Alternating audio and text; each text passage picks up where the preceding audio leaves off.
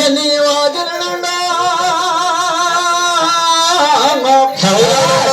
నువ్వు ఎదురు వస్తావా అని చూస్తున్నాడు ప్రాణేశ్వరం. ఎన్ని దినాలకు వచ్చున్నామని సతీదేవి కూడా ఈశ్వరుడికి పట్టుకున్నప్పుడు అలా ఆయన వచ్చినాడా దక్షపతి మహారాజు అమ్మ పరంపాపిస్తురాలా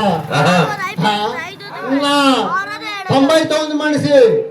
అల్లుళ్ళు అనగున్నాడు ఈడు అనుకున్నాడు ఈడు నాకు అల్లుడు అవుతాడా ఏం పని చేసినమ్మా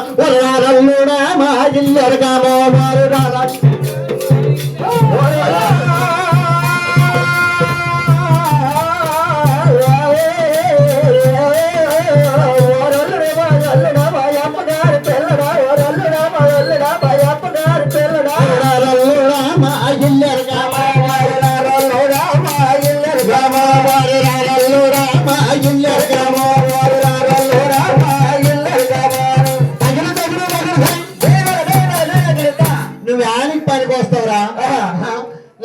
నీకోసమే వినాల్సి వస్తుందా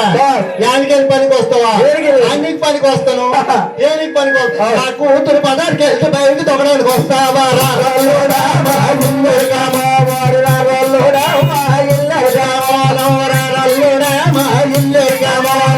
కూతురు బయటకు తొలి పదాలు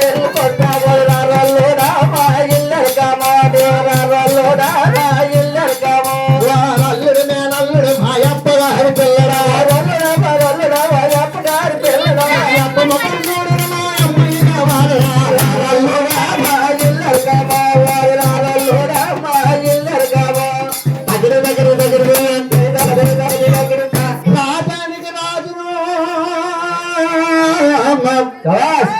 నువ్వు రాజు నేను దేవుడిని నేను తిట్టావు కదా నేను రాజానికి రాజపతినా ఒళ్ళాల పాములు చుట్టుకోయావు పులిస్ ఎరవలు తోలు కట్టిపోయినావు నీకు నా కూతురికి ఇస్తానా అంతే అప్పుడు సతీదేవి ఒప్పుకోలేదు నా నాన్న చచ్చినా బతికినే ఎడుతోనే ఉంటాను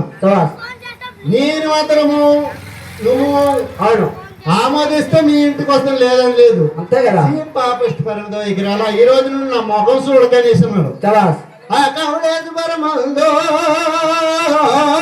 సతీదేవి తీసుకుని ఎన్నో 2 రోజులు పోయింది అయితే ఈశ్వరుడు సతీదేవి అయితే కవళేశ్వరం వెళ్ళిపోయి ఉన్నారు కదా కాపురం చేసుకుంటున్నారు